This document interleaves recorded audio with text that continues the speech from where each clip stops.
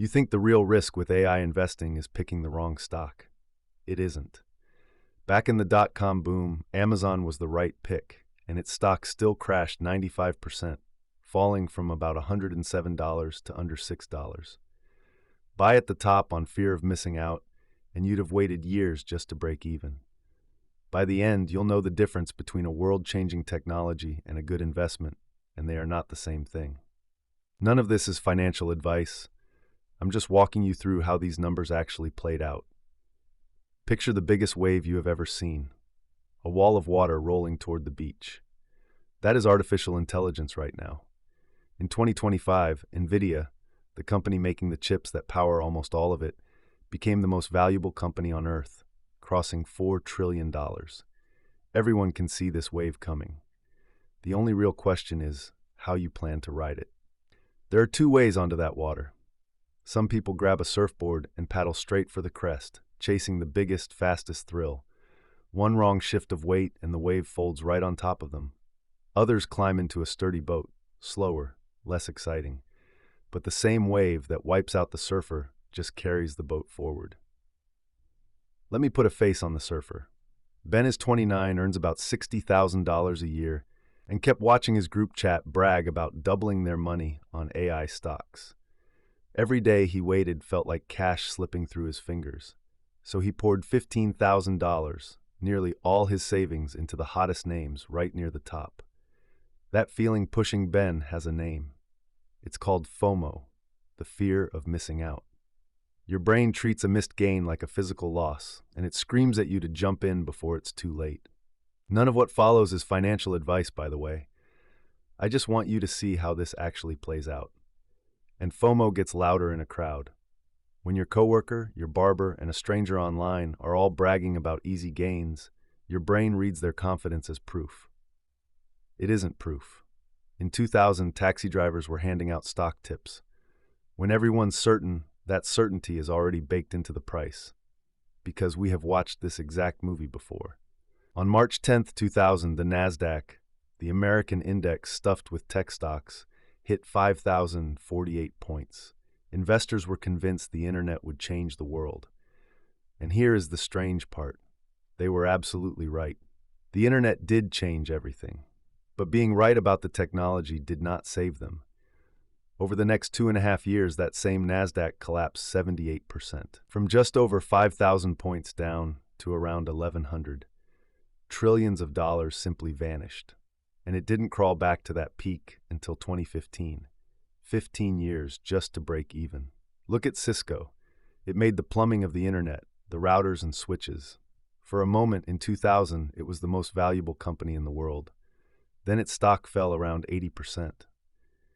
More than 2 decades later, it has still never returned to its dot-com high. The business survived. The stock price never fully did. Now meet the poster child of the madness. Pets.com sold pet supplies online with a sock puppet mascot everyone adored. It went public in February 2000 and raised $82 million. 9 months later, it was gone, from stock market debut to shutdown in roughly 268 days. The idea wasn't even wrong. We all buy pet food online now. It was just years too early and burning cash the entire time. But here comes the part that should stop you cold. Amazon, the great survivor, the winner of the whole era, its stock still crashed from about $107 to under $6, a 95% wipeout. Think about what that means. If you had bet on the single best company of the entire boom, and you'd have looked like a genius for it, but you bought at the wrong price, you still watched almost all your money evaporate. And here's the cruel twist on top of the twist. Amazon eventually came roaring back and made early believers extraordinarily rich, but only the ones who could stomach watching 95 cents of every dollar disappear first and refuse to sell. Almost nobody can. That's the real test, and it isn't about intelligence, it's about your stomach. So sit with this for a second. You can be completely right about the future and still lose almost everything. The technology was real. The demand was real. The problem was never the internet itself. The problem was the price people paid to climb aboard. A great technology is not a great investment. Those are two different things. The wave can be completely real and still drown you. Here's the chain in plain words. Everyone believes the technology will win, so everyone buys at once. That buying pushes prices far above what the companies actually earn, which means years of future growth are already baked into today's price. So when reality shows up slower than the hype, there is nothing left to push the stock higher, only room to fall. That is how you end up right about the trend and broke at the same time. And it is exactly the trap Ben walked into. When the AI headlines went quiet for a few months, Ben's $15,000 sank to about $8,000. He panicked and sold near the bottom, locking in a 47% loss on money he'd spent 5 years saving. The wave didn't wreck him. Paddling out on a surfboard at the very crest did. Now you might be thinking, but AI is different. These companies make real money. And you're right, many of them do. That's exactly what people said about the internet in 1999, and they were right too. Real profits still don't tell you whether today's price is sane. In mid-2026, unprecedented amounts of money are flooding into AI. The biggest tech firms are pouring hundreds of billions of dollars into data centers and chips. Some of it will build the future. Some of it is pure hype riding the wave. From the outside, honestly, they look almost identical. Picture a grocery store on the busiest day of the year. The shelves are real, the food is real, the crowd is real. But if you shove to the front and pay triple for the last loaf of bread just because everyone's grabbing it, the bread being real doesn't make it a smart purchase. So be honest with yourself for a moment. If you bought an AI stock tomorrow, would you know why?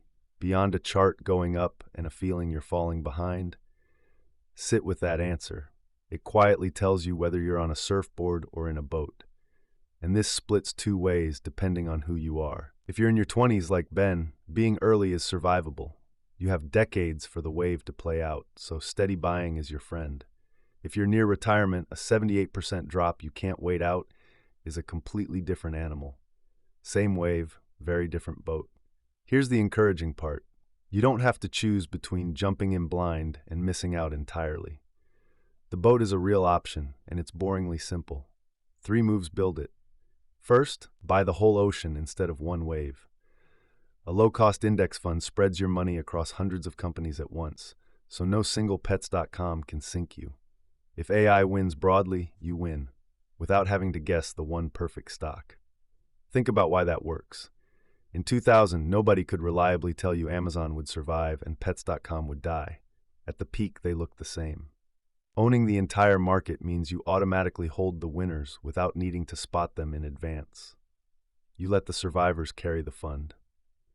Second, buy the same amount every month through good headlines and scary ones alike instead of dumping everything in at one price. Some months you buy high, some months you buy low. It averages out, and it pries the FOMO steering wheel out of your hands. Third, only invest money you won't need for years. This is what stops you from ever being forced to sell at the bottom the way Ben was. Cash for next year's rent has no business riding any wave. But there's one piece almost everyone skips, and it matters more than the other 3 combined. Even the boat only works if you actually stay in it. The dot-com investors who came out fine weren't the ones who picked perfectly. They were the ones who kept buying through the crash and simply refused to sell. That battered NASDAQ that fell 78%, it has since multiplied many times over, but only for the people who held on long enough to see it. I'll admit it. In my 20s, I was the surfer.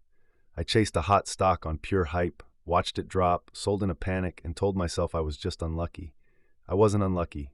I was early, overinvested, and impatient. All 3 at once. So what if the real question was never, is AI a bubble? What if it's, what price am I paying, and can I survive being early? A bubble only ruins you if you're forced to sell at the bottom. The surfer has no choice. The wave decides for him. You don't need to call the exact top. You don't need to pick the next Amazon. You don't need to beat your group chat. You just need to not get wiped out. Because the boat gives you the one thing that quietly builds real wealth. Time. Time to let the wave carry you forward instead of praying it doesn't crush you first. None of this is financial advice, just the numbers, laid out so you can make your own call. So tell me in the comments, if AI is the wave, are you paddling out on a surfboard for the crest or building your boat? And be honest, Is it FOMO steering you right now, or a plan you could explain to a friend? Tell me which one and why.